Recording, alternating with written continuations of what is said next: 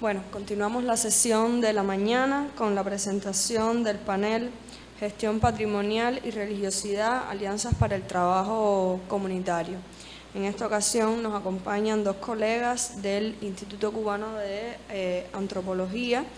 El primero de ellos, Javier Lafita Lavacena,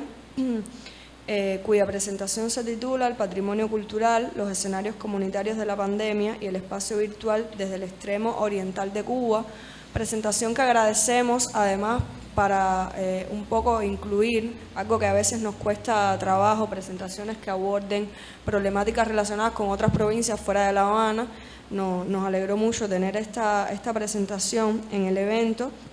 y la ponencia de Yaniela Morales, Familias religiosas, redes sociales y desafíos en el contexto de la crisis por COVID-19. Javier Lafita es licenciado en Estudios Socioculturales y máster en Históricas y Cultura en Cuba. Es investigador agregado del Instituto de Antropología de Cuba y miembro de la Unión de Historiadores de Cuba. Recibió el reconocimiento del Instituto Cubano de Investigación Cultural Juan Marinelo en 2018 por la realización de inventarios del patrimonio cultural inmaterial en contextos comunitarios. A su vez, Yaniela Morales es investigadora y docente del Instituto Cubano de Antropología, máster en Estudios Históricos y Antropología Sociocultural. Dentro de sus líneas de investigación fundamentales destacan las prácticas religiosas de origen africano en América Latina y el Caribe, jerarquías, relaciones parentales, transmisión de saberes, ecosistema, movilidades, redes, formas asociativas, sistemas productivos e inequidades vinculadas a las relaciones de género, color de la piel y vida cotidiana. Yo creo que ambas presentaciones, es decir, en la línea de las preocupaciones fundamentales del evento, pero asociadas también a otras problemáticas que no tienen necesariamente que ver con la pandemia, aunque se han visto agudizadas o modificadas por su impacto, pues complementan un poco sí, las visiones y las intenciones que tenemos durante los días del evento. Sean muy bienvenidos los dos.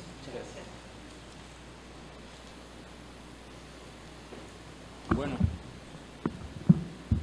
por mi parte, como ya se explicó, la presentación que traigo tiene que ver con un proceso que tiene que ver con los procesos culturales que estamos abordando y como característica tiene que viene del oriente del país y eso tiene que ver mucho con el trabajo que he venido desarrollando en todos estos años relacionado con los inventarios del patrimonio. Tiene como título El patrimonio cultural, los escenarios comunitarios de la pandemia y el espacio virtual desde el extremo oriental de Cuba. Entonces vamos más o menos a ver cómo todo esto se ha ido imbricando en este proceso de antes y durante la pandemia. Entonces, vamos a empezar.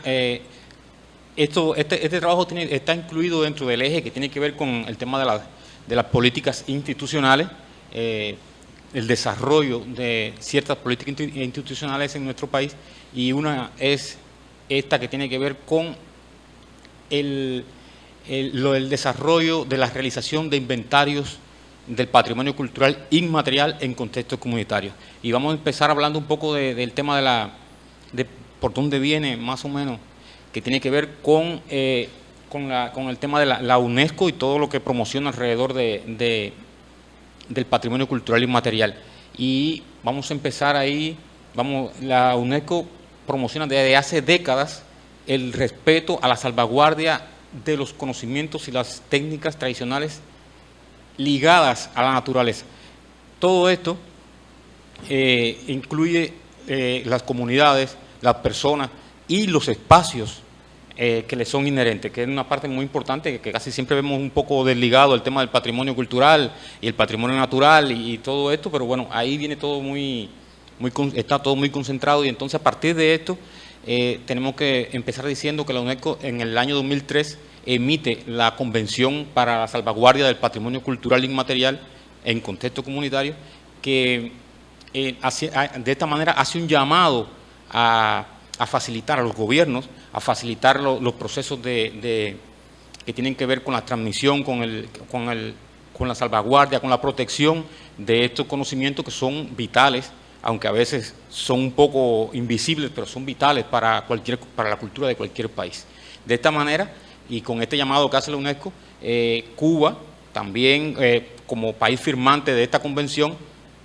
incluye dentro de sus políticas institucionales un programa para el desarrollo de inventarios, para desarrollar la realización de inventario del patrimonio cultural inmaterial.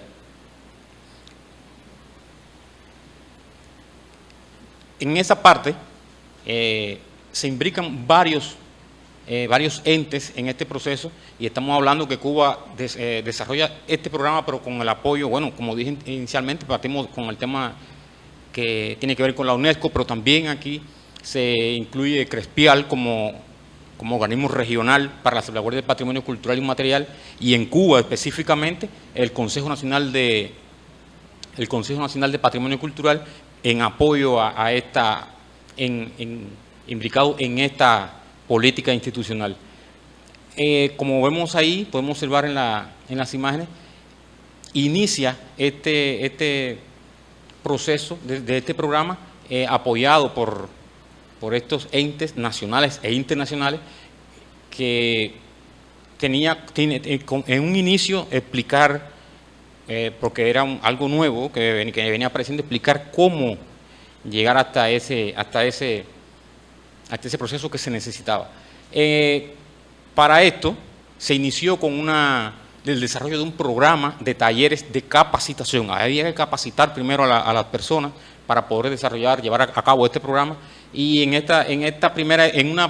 etapa se tuvo, con ese apoyo que teníamos de diferentes instituciones. Por ejemplo, el taller que se desarrolló, que tuvimos como capacitadora a Adriana Mulano, que luego pasó a ser la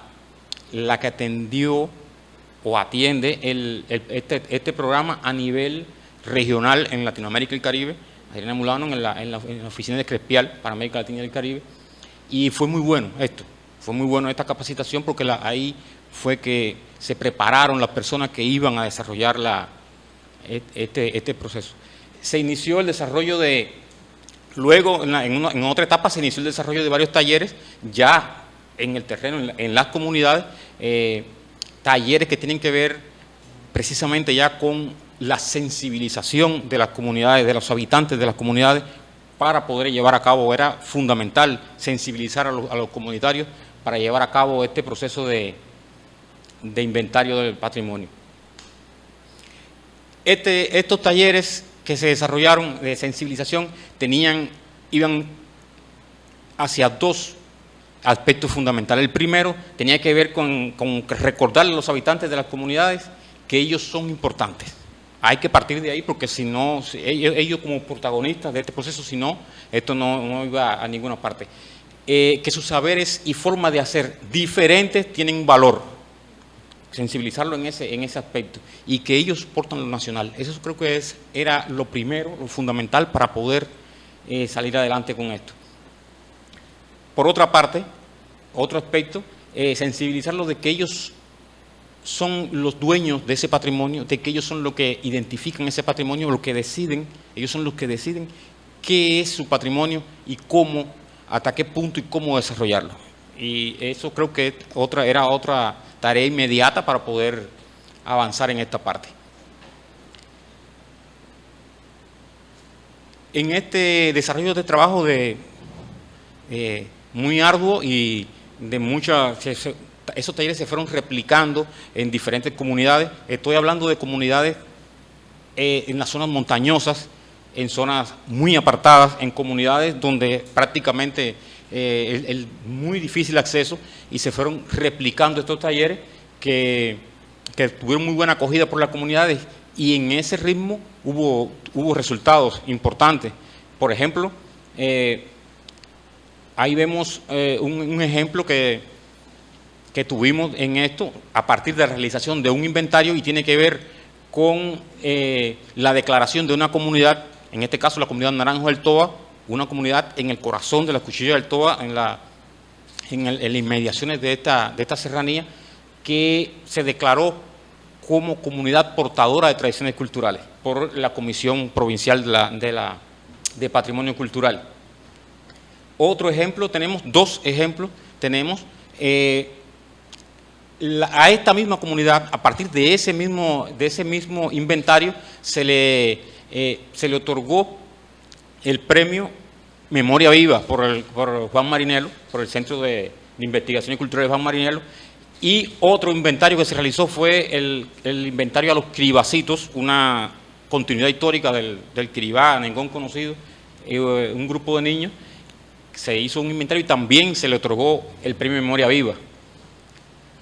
También a partir de otro inventario que se realizó con el tema de las plantas medicinales, se llegó a tener se salió de ahí un libro de mucha importancia que tuvo repercusión internacional, que tiene que ver con la sabiduría popular y la salud. Ahí en ese libro se recogió un libro auspiciado por la OPS,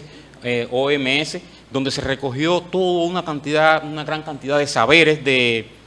conocimiento, de la utilidad de las plantas medicinales en esta zona. Y estoy hablando de la utilidad en ese momento, no solo histórica, sino cómo en ese momento la gente seguía utilizando la medicina verde, incluso vinculado con el médico de la familia, con toda esta estructura que sabemos que están en las comunidades, y se sigue utilizando la medicina verde como algo importante en estos espacios. Estamos entonces, estamos hablando del año, llegamos al año 2020, ya empieza el tema de la COVID-19, se detectan los primeros casos en Cuba de la COVID-19, y esto de manera abrupta nos llevó a una situación muy compleja, donde empieza el tema como sabemos todos, los cierres, el tema se empezaron a paralizar la mayoría de los procesos donde confluían grupos de personas, y esto empezó a complicar el escenario. Y estamos hablando de que ahí terminaron los encuentros comunitarios, se detiene el trabajo de la realización de inventario obligatoriamente, porque no se puede continuar los encuentros comunitarios, que se apoyaban mucho en los festivales que se realizaban en esta zona, festivales comunitarios, donde ponían todos sus conocimientos, sus platos típicos, ya todo eso. César tuvo que parar. Estamos hablando de un fenómeno que al principio pensamos que iba a durar un tiempo determinado, no sé, un poco tiempo, unos meses. Luego empezó a pasar el tiempo y se empezó a pensar en un tiempo un poco más amplio, pero pasó un año y luego empieza el otro año, y entonces el tiempo se alargó y todo. Pero en ese mismo camino que se fue alargando el tiempo, se fue haciendo precaria el hacinamiento, fuimos entrando en un espacio precario con el hacinamiento. También sabemos, como todos sabemos, el tema de las redes sociales, el tema de todo lo que tiene que ver con lo online, empezó a tomar más fuerza de la que ya tenía, empezó a crearse un nuevo espacio virtual de comunicación, donde la gente empezó a comunicarse por esta vía, pero dentro de ese proceso, el tema del patrimonio cultural también empezó a surgir un escenario con respecto al patrimonio cultural. Este proceso tiene que ver yo lo ligo un poco al tema de todo lo que se había hecho anteriormente, todo el trabajo con la comunidad, porque cuando iniciamos muchas comunidades la gente no tenía ni la más mínima idea de lo que se estaba hablando con el respecto al patrimonio cultural. Siempre estuvo la gente acostumbrado a que viniera alguien y le dijera mira, este es tu patrimonio y esto es lo tuyo. Pero bueno, ya después empezaron con los talleres y la sensibilización, la gente empezó a entender que ellos son los que deciden cuál es su patrimonio y hasta qué punto lo promuevo o no, o si quiero o no. Entonces yo lo asocio mucho a esto, porque las personas ellos ya por su cuenta, no un poco más alejado de lo institucional, un poco más alejado de lo oficial, empezó la gente por su propia cuenta a divulgar su patrimonio cultural. Empezó a darle un lugar especial en esas redes sociales a la familia, a lo micro, ahí dentro de la familia, y a las cosas que hasta ese momento nadie había pensado en que era importante, entonces empezaron a tomar importancia. Y entonces empieza a aparecer, yo lo vi así, empieza a aparecer un nuevo escenario para la socialización del patrimonio cultural, un nuevo escenario que ya no sería presencial, sino virtual, pero escenario al fin. Y en las condiciones que fue imponiendo la pandemia, ese espacio virtual fue cogiendo más fuerza y empezaron a aparecer grupos. Se dio en dos modalidades, los grupos, y se dio de manera individual. Y entonces vamos a ver algunos ejemplos de algunos de estos grupos que fueron apareciendo. Por ejemplo, un grupo llamado Varacuesos, que como ustedes puedan darse cuenta, está ahí muy ligado el espacio físico con el espacio, con lo inmaterial, con lo subjetivo. Entonces están ahí ligando a Baracoa como espacio físico con ese espacio, con lo otro que tiene que ver con el conocimiento, con los saberes, y en este caso lo asocian mucho. Ahí cogí de cada grupo, fui tomando algunas cosas, y ahí específicamente hacen referencia al coco y todo lo que viene de ahí, y el cucurucho, los turrones, que tienen un sello identitario, tienen mucha fuerza en la cultura baracuesa, son identitarios en cualquier parte de Cuba. Otro grupo que empezó a tomar fuerza en ese momento fue el tema de las comidas autóctonas de Baracoa, y ahí está el calalú, los bacanes, el ajiaco en bambú específicamente, como se sirve en ese espacio. Los bacanes son algo que tienen un gran peso en la identidad de ese territorio, y algunos ejemplos entre tantos, ¿no? Por otra parte tenemos ahí el tema de dulces, formas no solo el plato como tal, la comida como tal, sino también lo que generaliza en la cultura alimentaria, porque está también la forma de servirlo, no solo la comida como tal, sino ahí está se utiliza lo que llaman allá la jícara de guira, está la yagua también como un suplemento para servir las comidas, la envoltura que llevan las comidas. Miren los manteles de las mesas. Las comunidades empezaron a sacar y se dieron cuenta que es importante que no fuera un mantel de los más sofisticados, sino el mantel que identifica a Baracoa, que es el de la hoja de plátano, el de la yagua, el de los recursos naturales. Pero también hay una cosa importante en esta parte, que ellos están hablando virtualmente de sus comidas, pero ya aquí en esta parte, como ustedes pueden ver, están proponiéndolo en forma de sistema. Miren, en este caso aquí hablamos del tetí, que es un pez muy específico de esa zona, pero en una temporada específica también. Todo es algo muy, muy, muy particular como patrimonio cultural y material de esa zona. Y no solo el tetí como plato, como comida, sino la pesca, la forma de la pesca, que es también muy especial, muy propia. Los aperos los avíos de pesca que son creados por los mismos comunitarios, los mismos habitantes de la zona para pescar en los ríos específicos que se da esta pesca. Y así poco a poco, y llega hasta el plato como tal, hasta la comida como tal. Está el pez en la mano ya, y está el pez en el plato. Por otra parte,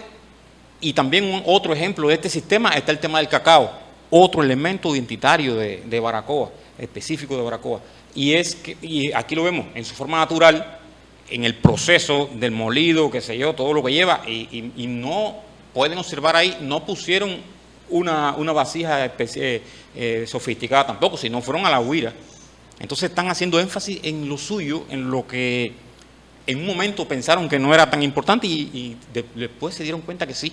que eso es lo que lo identifica. Está la bola de cacao y está el chocolate como tal, que allá le llaman chorote, porque lo identifican como chorote, no como chocolate. Aquí está el tema. Otro grupo que salió fue Cuchilla del Toa. y además de toda una serie también de comidas típicas que pudieran aparecer en este sitio, pero bueno, me concentré en esta parte muy importante que tiene, ahí vincula también el espacio, los espacios naturales, con muchas de las prácticas y técnicas de formas de hacer muy especiales. Y ahí está muy como orgullo para ellos lo que tiene que ver con los medios de transporte fluviales, y en este caso la cayuca y las balsas que son específicas del Toa, de ese río que tenemos como más caudaloso de Cuba hasta ahora. Esa forma de trasladarse esas personas de una comunidad a otra y en todas sus dimensiones, tiene que ver con técnicas muy específicas, algo artesanal, algo que es muy de ellos, que solo lo saben hacer ellos, y estamos hablando de la construcción de las balsas, las cayucas y de la manipulación. No todo el mundo logra conducir una balsa por la cuchilla del Toa, ni por el río Toa, por la corriente del Toa, ni una cayuca menos. Entonces, por eso me fui ahí a esa parte muy específica. Mira, aquí hay otra parte que me llama mucho la atención, tiene que ver con amantes de Nibujón. Nibujón es una pequeña comunidad que está alejada de la ciudad de Baracoa, está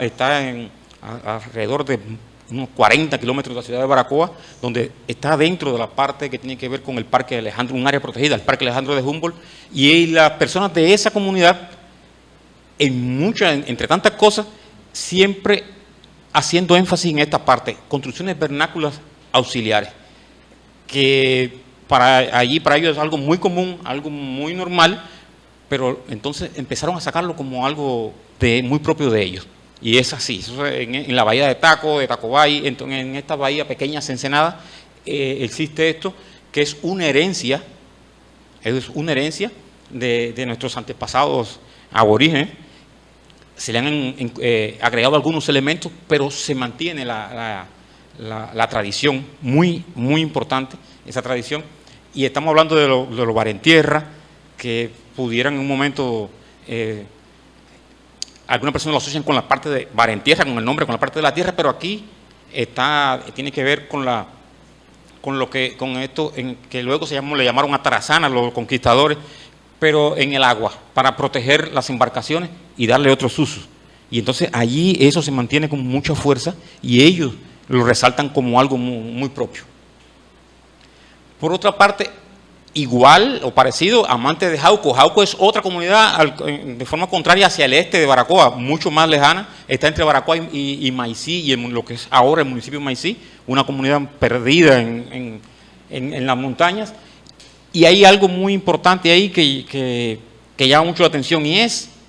cómo ellos vinculan el tema de las polimitas, que ahora tenemos como recientemente Caracol del Año, por lo que significa y su belleza. Ellos los identifican con esto, pero también ahí está el tema de la religiosidad popular. Una religiosidad popular de características muy importantes, no estamos hablando precisamente de lo afro o de lo católico muy específico, no, estamos hablando de algo que tiene que ver con los altares de cruz, que tiene muchas cosas ligadas, y al final es una forma de una creencia, una forma de religiosidad popular muy especial que durante muchos años, estamos hablando de siglos, se da en esta zona del extremo oriental de Cuba, y ellos allí lo siguen, lo continúan como en otras partes, pero ellos lo resaltan como algo muy, muy importante porque ellos lo siguen haciendo con mucha fuerza. Y entonces lo resaltan aquí en varios de sus publicaciones, en todo el tema, en tiempo de la pandemia lo estuvieron resaltando de manera muy, muy especial. Y entonces, bueno, así una muestra de algunos de los grupos que fueron surgiendo en el tiempo de la pandemia y fueron promocionando ese patrimonio cultural inmaterial que da idea de cómo, de ese proceso de cómo se fue, de que la pandemia fue desplazando el tema, esa carencia del encuentro entre las personas, esa carencia del encuentro comunitario, esa carencia de la persona cara a cara, que en un momento se convirtió en algo bastante complicado, cómo la persona encontró en el espacio virtual la posibilidad de interactuar, la posibilidad de reflejar lo suyo, la posibilidad de intercambiar con otras personas, porque cada vez que se hacía alguna publicación, mucha gente le acotaba. Las personas nacidas allí, que ahora viven en otras dimensiones de Cuba o fuera del país, mostraban ahí su nostalgia, la nostalgia por lo suyo, por lo propio, por el barrio, por la comunidad. Y entonces era un espacio de intercambio, fue un espacio de intercambio muy importante, o lo es todavía, un espacio de intercambio muy importante que sustituyó ese espacio de socialización entre personas, lo trasladó a ese espacio virtual donde creo que fue vital en el tema, en el proceso de la pandemia, y cómo en esto el patrimonio cultural no perdió, en sentido amplio, no perdió, siguió ahí, siguió vivo, y esto también podemos verlo como un reflejo de ese trabajo previo, donde a las personas se le ayudó a entender que ellos son los dueños de ese patrimonio y que ellos son los que deben promocionarlo y que deben decidir qué hacer con su patrimonio. Y entonces, bueno, esto es una muestra muy sencilla, muy rápida, un recorrido rápido por este proceso que yo creí importante traerlo aquí a este espacio, que es algo que a veces, como decía ella, está lejos de la capital y a veces no se conoce mucho, y creí importante que se conociera este trabajo. Ya de aquí. Muchísimas gracias, Javier.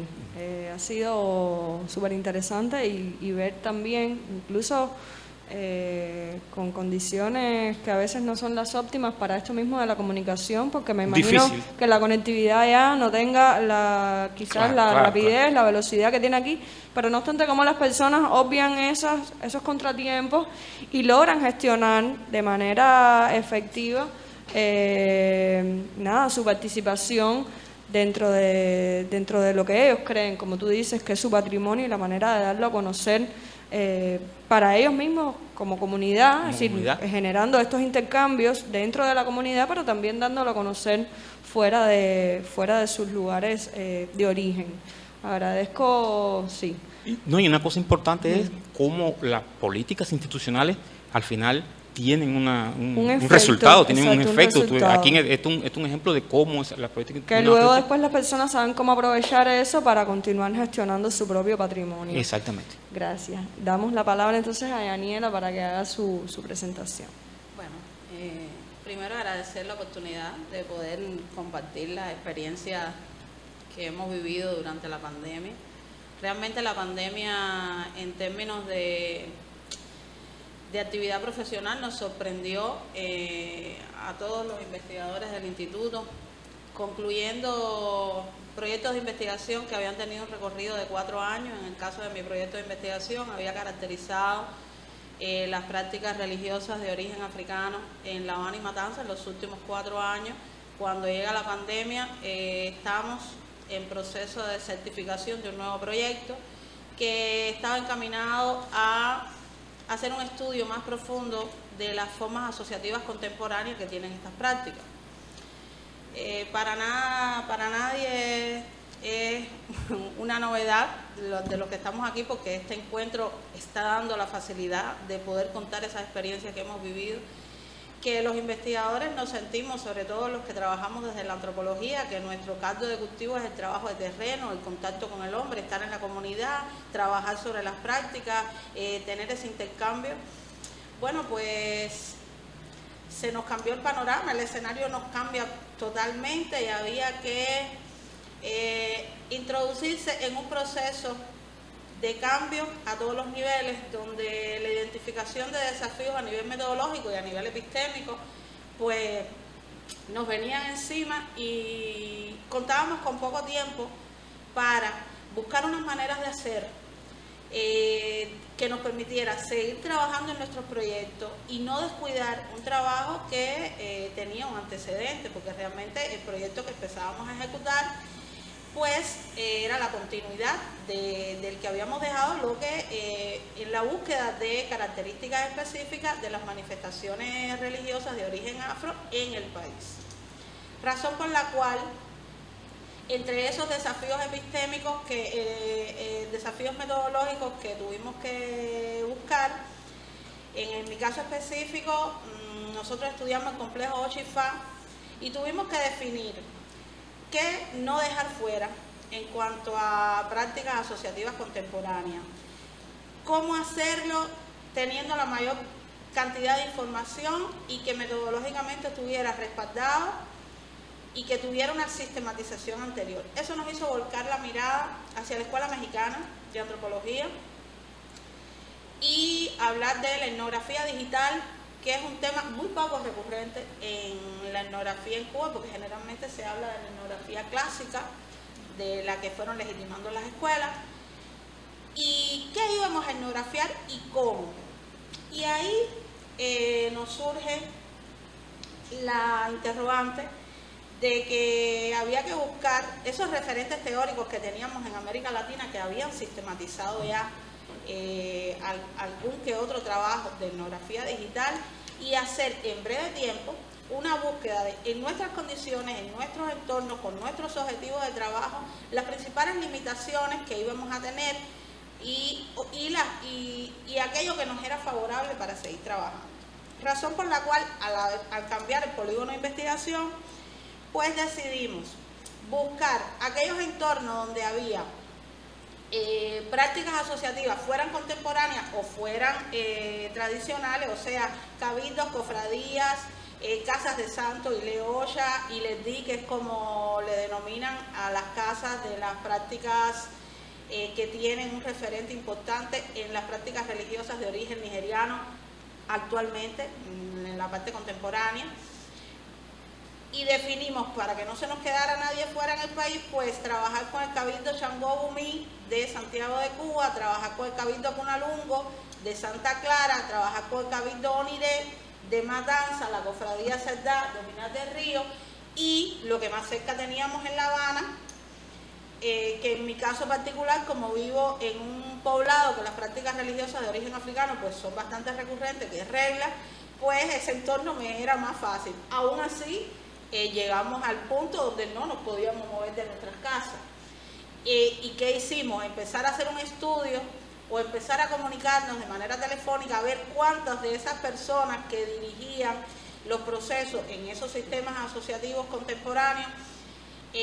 tenían disponibilidad en el orden tecnológico y disponibilidad de facilitarnos esa etnografía digital. Logramos contactar con todos porque, como les explicaba anteriormente, estos son informantes que tenemos de tiempo anterior, y pudimos establecer de manera muy sucinta una explicación de cómo íbamos a ir siguiendo el trabajo. Eso nos permitió durante el año 2020 hacer un primer bosquejo de cuáles eran las realidades que estábamos enfrentando antes la COVID, y tener en cuenta el nivel de conectividad en Cuba. Para eso buscamos datos que ofreció Prensa Latina ya a mediados del 21, pero que eran resultado de todo un trabajo que se hizo del Ministerio de Comunicaciones durante el año 2020, que ahí tienen los datos de la cantidad de personas que en nuestro país se mantienen conectados y cuáles son las vías fundamentales y los usos. Aquí estos datos que les estoy ofreciendo, pues es un estudio que ya venía desde el 2017 en el Ministerio de Comunicación, pero que los resultados se dan en mayo del 21. Teniendo identificados los polígonos de investigación, teniendo identificado ya contactar con las personas y explicarles de qué iba esa etnografía digital, teniendo claro el nivel de acceso a la red y la recurrencia que tenían nuestros usuarios, pues retomamos del proyecto anterior enfocar el trabajo desde la familia. A ver, últimamente en Cuba se habla mucho de familia. Se habla mucho de familia porque estamos en pleno apogeo del código de la familia. Pero de la familia que vamos a estar hablando hoy, que ha quedado fuera en todos los códigos habidos y por haber, incluso en el actual, tiene que ver con esa familia que se escoge no solo por elección, sino por criterio de fe, y que también implica deberes, derechos, compromisos que exceden la vida religiosa y que pasan a la vida cotidiana y que forman valores en las personas y que ayudan a hacer más pasajera esa vida cotidiana que en el entorno del COVID pues se nos hizo muy complicada y se nos hace hoy por múltiples razones. Teniendo en cuenta todo esto, se identificaron como principales cambios durante el 2020, se empezaron a ver durante el 2020 algunos cambios en las familias religiosas que ya empezaron a exteriorizarse en la familia. Por ejemplo, se empezaron a encarecer los animales de sacrificios, estuvieron detenidas prácticamente las iniciaciones religiosas, no se pudieron realizar las festividades tradicionales de los cabildos que se hacían en espacios públicos, se posponen las ceremonias de complementación como los embos, los cajones, los tambores, también se decrecen de forma considerable las ceremonias en espacios ceremoniales externos, los ríos, los mares, las plazas, determinados espacios que son habituales para esas prácticas. Se realizan también, se encarece la alimentación, no solo en el orden cotidiano ese de la familia que tenemos, sino la alimentación que se asegura para los procesos de iniciación. Encarecen de manera estrepitosa los animales de sacrificio y se limitan los bienes y servicios que garantizan la logística de respaldo de la práctica. Y ahí quiero hacer una parte, quiero detenerme ahí. Cuando uno habla de los bienes y servicios que garantizan la logística de respaldo de las prácticas, siempre queda como en un globo, pero de momento separaron las fábricas de hacer los vestuarios de santos, separaron las fábricas de hacer los accesorios, de momento ya no había transporte para alquilar, de momento ya no, las florerías que tenían encargos semanales, diarios para estas prácticas tampoco lo tuvieron. Y todo ese engranaje de momento se detuvo. También viene la parte que es más polémica y que no es parte de este trabajo que les estoy presentando hoy, pero quiero que sepan que es parte del trabajo que hacemos y que un día podamos presentar, que tiene que ver con la economía, los derechos que se pagan, el aparente sentido de comercialización que tienen estas prácticas y que detrás de todo eso subyace todo este universo del que estamos conversando. Todo eso lo identificamos durante el 2020. Ya en el 2021 teníamos todas las herramientas y ya habíamos compilado información para saber en el entorno digital qué teníamos, cómo se estaban manifestando las familias. Familias que generalmente tienen sus nodos en Cuba, pero que tienen miembros de República Dominicana, Puerto Rico, Venezuela, México, Colombia, y como todo se detuvo, pero la familia siguió funcionando, entonces las multiplataformas se convirtieron no solo en el espacio de comunicarnos para sabernos cómo estamos, cuánto nos estamos protegiendo, o quién está enfermo, o qué apoyo necesita. Las multiplataformas nos sirvieron para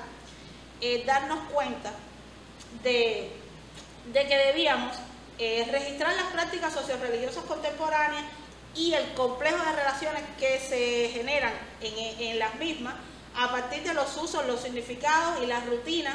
a través de la mediación tecnológica. Y ese fue el objetivo en que nos centramos. Luego tuvimos que adoptar, hacer un híbrido metodológico, pasar de la etnografía clásica, que era o que es la que se ha consolidado en la Escuela Antropológica Cubana, tomar algo de la etnografía multilocal, porque como les estuve compartiendo, estábamos hablando de entornos totalmente diferentes, y desde la etnografía digital, combinar las herramientas de la comunicación, la antropología y las ciencias de la computación para poder profundizar en el análisis de las prácticas sociales en línea y fuera de línea. Y ahí está la experiencia mexicana. En un primer momento se hacía etnografía virtual, pero eso obligaba al etnógrafo a estar conectado y solo analizar los procesos que se daban en la conectividad. Pero la etnografía digital da otra posibilidad, la amplía. Puedes hacerlo en línea y fuera de línea, o sea, tomar todos los datos que puedas y tener copresencia en esos grupos que se crearon durante la pandemia y acceder a esos sitios y luego tomar toda esa información y hacer análisis ya no directamente en interacción con esos usuarios. Y eso nos ampliaba el espectro. Razón por la cual tuvimos que acordar también algunos principios comunes de esta metodología y sistematizarla, porque en Cuba, como les digo, no es una etnografía que con anterioridad se haya usado y se usó como parte de la estrategia resiliente, no solo de investigadores, sino también de los practicantes, y garantizar tener definido el campo, tener definido hasta dónde la participación del etnógrafo y el tiempo de duración de análisis de toda la información recopilada. Para ello, combiné trabajo online, que es la parte en línea y fuera de línea, la observación, la copresencia, porque tenía que tener intercambio con esas formas asociativas contemporáneas, y los registros, que sí viene siendo ya todo lo que logré compilar y luego analizar para presentarles los siguientes resultados. Primero, se incrementa el interés de la comunidad oricha e IFA por indagar los designios que se revelan mediante la consulta de los sistemas predictivos e interpretativos de ambos sistemas. O sea, viene la pandemia y lo primero que hacen las formas asociativas contemporáneas con todas las familias religiosas que agrupan es buscar a través de los signos, a través de los sistemas interpretativos, sea en IFA por los signos de IFA, o sea en el sistema de Oya por el Dilopum, por el caracol, cuáles eran los designios que había para la comunidad religiosa y de qué manera la comunidad religiosa y la comunidad no religiosa podía protegerse espiritualmente de un proceso que nos estaba afectando a todos. Segundo, después de tener claro eso, pues se incrementan también las ceremonias de ambas comunidades para disminuir el impacto de la pandemia. O sea, la pandemia ya está afectando, pero la comunidad oricha decide tomar algunas acciones en el orden familiar, en el orden individual, pero también en el orden comunitario. Esa imagen que ven ahí es de el 28 de agosto del 2021, donde después de posponer la ceremonia 4 veces en el año, esta es la parte conclusiva de cuando Matanza estuvo en su fase crítica, más crítica, la comunidad oricha se reúne, consulta los sistemas predictivos y decide hacer una rogativa a un oricha que es conocido en Cuba por todos como San Lázaro, pero por los practicantes más por Azojano, y convocar a las personas que tenían consagrado ese oricha de manera directa, porque recibido lo tienen muchas personas. Matanza tiene muchos consagrados en este oricha. Se reúnen, consultan los sistemas predictivos y preguntan qué hace falta para que esa provincia vuelva y el país vuelva y organizan y piden al gobierno que les autorice a hacer una rogativa ciudad. Esta es la tercera vez que eso pasa en el país. En el año 58, ante la muerte de importantes líderes religiosos, se hizo un esbo a nivel de país.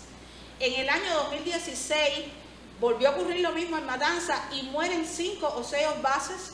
y Matanza vuelve a hacer una rogativa ciudad en la que tuve la oportunidad de estar, o sea, hacer el registro etnográfico. Y en plena pandemia y casi sin poderme mover de La Habana, tuve que buscar todos los autorizos habidos y por haber para asistir a esta rogativa el 28 de agosto del pasado año, porque era el momento crítico de la ciudad de Matanza. Sin embargo, el nivel de conciencia del gobierno, del impacto que eso podía tener a nivel de ciudad, con el fuerte criterio sobre las creencias de origen afro que hay en Matanza, pues el gobierno lo autorizó. Y como pueden ver en la imagen, esos son los consagrados en Azojano de Matanza, entrando a la zona, parados en la zona crítica del Hospital Faustino Pérez, donde increíblemente pensamos que no nos iban a abrir la puerta. Sin embargo, los médicos abrieron la puerta y dejaron que ellos hicieran la ceremonia en la entrada del hospital. Y así mismo fueron a los centros de aislamiento y fueron a las principales casas santorales de la ciudad, y después concluyeron su ceremonia en una de los entornos privados de una de las familias. Pero para la coordinación de este proceso llevó más de 4 meses. Tuvo el apoyo financiero de la comunidad religiosa en el exterior, que fue quien garantizó que se recogiera todo lo que hacía falta en términos de animales de sacrificio, transporte, alquiler, para poder hacer eso en la ciudad, porque eso fue un recorrido de más de 4 horas. donde hubo que ir a espacios ceremoniales externos, donde hubo que garantizar animales, hubo que garantizar la alimentación de todos los que participaron. Hay un material en YouTube que lo pueden consultar en un canal que se llama Oniré Production, que recoge todo lo que fue ese día. Se llama así, Rogativa Sojano por la paz y la vida. Se llama así. Y para que todo eso pasara, sin la comunicación a nivel digital, sin esa etnografía digital que hicimos, sin consultar los 24 grupos de WhatsApp, los 12 grupos de Messenger, la asistencia a páginas que hay creadas de grupos y sistemas asociativos digitales de los practicantes de esas religiones, esto no hubiese sido posible. Como parte de los resultados también se identificaron en esta etnografía digital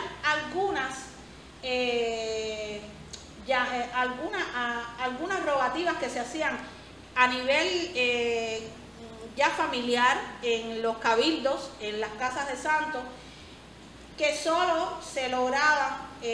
por ejemplo, como no se podían unir los padrinos con los ahijados, pues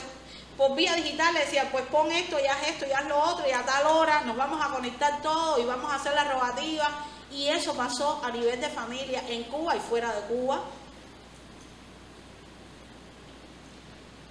Empezaron a surgir los procesos formativos a nivel digital. Cursos. Miren, esto rompe con toda la dinámica de la transmisión de saberes tradicional de estas prácticas. Estas prácticas, como su mejor soporte, siempre tuvieron la práctica en sí, o sea, la imitación y la transmisión oral. La COVID, antes de la COVID ya eso estaba pasando, pero la COVID reforzó las escuelas para el estudio de los signos, las escuelas para el estudio de los cantos, las escuelas para reafirmar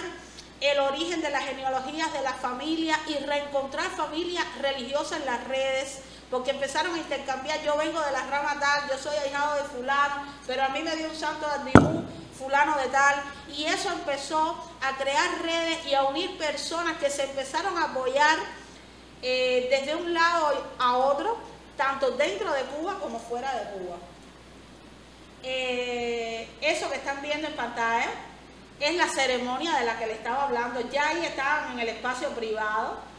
Este material vamos a estar hablando de la producción y la realización de cómo se hizo en el encuentro de estudios socioreligiosos del CIP en el próximo mes de julio, porque queremos llevar a las personas que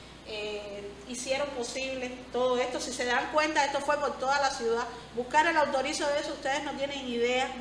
de lo que costó, no solo por lo difícil que es hacer comprender que a veces las creencias que las personas tienen les salvan de tomar previsión incluso contra algo que nos decían en el televisor todos los días, pero el hecho de que te lo digan en el televisor y de que tú tengas tu creencia y que unas las dos necesidades, pues hace que sea más precavido aún. Además de esto, surgen o se refuerzan organizaciones y grupos como estos que van a ver dentro y fuera de Cuba, y quiero hacer una parte aquí también, porque estas formas asociativas alternativas empezaron a poner en el sistema mundo algunos nombres de los colochas que desde África fueron identificados por linajes africanos que hoy estamos estudiando, porque son personas que se interesaron y se integraron a estos grupos porque vieron en esos grupos sus cantos, que no son iguales, porque el yoruba es una lengua que ha evolucionado mucho. En Cuba, en el caso cubano, perdió totalmente su orden tonal al mezclarse con el español, pero se han creado a partir de esta situación conexiones con estas formas asociativas alternativas que todavía hoy están en estudio. Sobre este grupo que viene a continuación quiero hacer una parte, porque las relaciones Cuba-Estados Unidos siempre han sido motivo de estudios para muchos, pero en el orden socio-religioso, este grupo del que estamos hablando ahí, actualmente, esto existía 8 años antes de la pandemia, pero durante la pandemia, el tema de los medicamentos en Cuba se puso muy tenso, y a partir de estas personas que ven aquí, por correo, de mano, como lo lograron, hubo santeros mayores que estuvieron muy enfermitos, viejitos, ya afectados no solo por la pandemia, sino por las patologías que tenían de vida. Y estas organizaciones empezaron a mandar medicamentos para poder salvar a los mayores de su familia, que lo tenían en Cuba, en Venezuela, en Puerto Rico, donde lo hayan tenido. Y por último quería hablarles del cambio de las tiendas. Tiendas de artículos religiosos en La Habana hay un montón, en Matanzas hay un montón y en toda Cuba hay. Y las tiendas virtuales existían antes de la pandemia. Una cosa es que existían y otra es el nivel de representatividad, de refuerzo y cómo llegaron para quedarse, porque hoy casi todo, todas las tiendas que vemos en físico tienen páginas a partir de las cuales promueven sus productos y ya lo hacen con un sentido comercial más amplio, crean paquetes, tratan de disminuir para paliar los costos, y esto llegó para quedarse la transmisión de saber en las redes, llegó para quedarse la ayuda en términos médicos, llegó para quedarse las formas alternativas sobre las cuales discursa la transmisión de saberes. Y hoy por hoy me encuentro profundamente implicada en un proceso de no solo la identificación de las redes de apoyo, que como pueden ver las redes de apoyo aquí son de manera directa e indirecta, influyen en la parte afectiva, en la parte asociativa, en la parte comunicativa, tiene un efecto en el que en este momento estoy explorando, pero considero importante compartir con los presentes cómo la COVID ha tenido muchos rostros, cómo ha cambiado muchas realidades, cómo a partir de lo que nos ha tocado vivir, me enseñó a hacer una nueva etnografía en la cual me siento todavía que estoy explorando, a pesar de que la escuela mexicana tiene pues un recorrido un poco más extenso, como de 8 o 9 años de sistematizar metodológicamente y epistemológicamente esta práctica. Me siento contenta con el trabajo que me tocó hacer en la pandemia. Muy contenta porque no me ajusté solo al estudio de las prácticas religiosas. Estudié desde mi barrio, estudié como la gente se la cola el pollo, estudié. La pandemia ha sido una escuela, una tercera escuela de antropología que he tenido la oportunidad de pasar, y agradezco mucho a Casa de las Américas, como siempre, que da la oportunidad de que uno pueda intercambiar sobre estos procesos. Muchas gracias.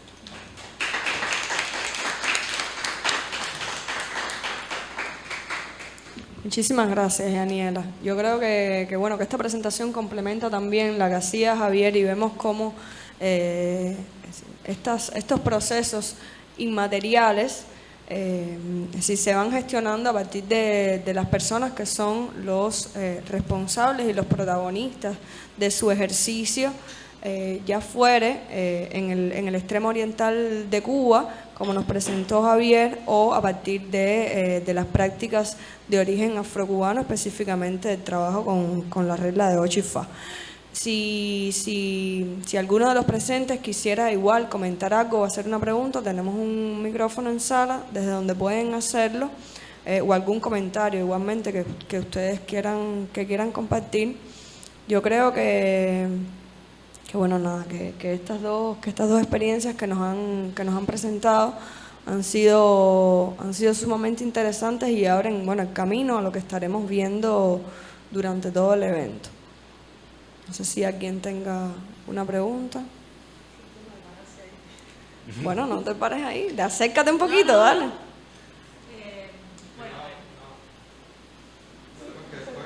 Sí, no sale. No. Sí. Bueno, mi nombre es Naela Echevarría, soy curadora investigadora de Casa de las Américas, y mientras os los oía a ambos, primeramente con el tema de lo que genera a nivel de comprensión de las comunidades, porque hay que trabajar con las comunidades para entender también esa sabiduría que tiene siglos de desarrollo, de implementación también a nivel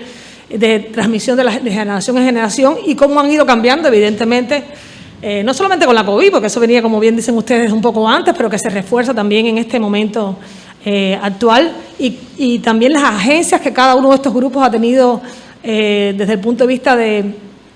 hayan sido capacitados o no en estas propias herramientas, pero que también sus propios, no solamente los mayores, sino los menores, un poco también usan estas interlocuciones y enseñan a sus mayores a cómo usarlas. O incluso también los dejan explorar, ¿no?, desde el punto de vista de su propia reconocimiento y conocimiento de la tecnología, que puede ser parcial, puede ser poco frecuente, puede la conectividad no ser la mejor, pero que eventualmente logran llevar ese mensaje un poco más allá. Y un poco para hablar también de cómo nosotros en el 2019, precisamente aquí desde Casa de las Américas, desarrollamos un proyecto con los más jóvenes investigadores y también artistas latinoamericanos que se llamó Casa Tomada. Y el proyecto de noviembre de 2019, algunos estamos aquí, estuvimos involucrados en eso, estuvo también interesado en ir a trabajar y a conocer esas comunidades. Y bueno, fuimos a varias comunidades, desde el centro hasta el más oriente de la isla, y estuvimos en Baracoa, estuvimos en Cajobao, y es súper interesante también cómo la percepción de las propias comunidades de qué van a entregar, no solamente el que llega allí, digamos, desde un punto de vista turístico, sino más bien en este tema más bien de intercambio cultural, que fue muy fructífero, con artistas de la región latinoamericana y caribeña que estuvieron visitándonos en ese momento y que estuvieron también colaborando también con ellos en proyectos específicos de talleres de literatura, de cine, de artes plásticas, de presentación de obras de teatro en esos espacios, y también cómo fueron un poco devueltas a esa comunidad que también nos dio su música, su forma de bailar, su forma de cocinar, o sea, platos típicos también, cómo se presentan, la tipografía de sus construcciones más, yo diría, auténticas o genuinas, digamos, heredadas también desde un conocimiento también de esa raíz indígena cubana que no se conoce tanto, y que es una pena también que no se estudie en nuestras escuelas como debería ser, ¿no? También para saber de dónde venimos un poco. Y yo creo que esos viajes también son viajes de reconocimiento y de autoconocimiento, pero eventualmente también estas redes sociales propician que un poco se conozca, incluso sin que puedas hacer ese viaje, porque evidentemente lleva recursos de aseguramiento, un poco participar de eso. Entonces, me parece interesantísimo que hayan sido estas dos ponencias que se trata el tema de las familias religiosas, las familias culturales, de espacios que son poco conocidos por encontrarse fuera, digamos, de esta centralidad que es La Habana o básicamente la capital, y también esa interconectividad de cada casa o cabildo, cómo puede también aportar a esa información que desde el Instituto de la Antropología, evidentemente los investigadores están buscando, pero también cómo ellos son el interlocutor que tiene que ser primeramente escuchado, conocido, registrado, y obviamente ver que él también ha evolucionado con sus contextos, con sus formas incluso también de entender la religión actualmente, que no es la misma de los años 70, que no es la misma de los años 50, o sea, cómo ha ido evolucionando también esa visualidad, ¿no? Y esa también referencia que tenemos. Nada, era eso, agradecerles. Gracias, Maela. Bueno, yo vuelvo a agradecer la presencia tanto de Javier como de nuestra otra investigadora estrella aquí que ha presentado sobre estos dos temas que yo creo que son muy interesantes. Concluimos así la sesión de la mañana y los invitamos a retornar a las 2 de la tarde, donde tenemos un panel sobre justamente estos nuevos territorios de la virtualidad, pero para la gestión del trabajo cultural y de las artes visuales a partir de plataformas online y del trabajo de gestión cultural de nuevos grupos que promocionan el arte joven cubano específicamente.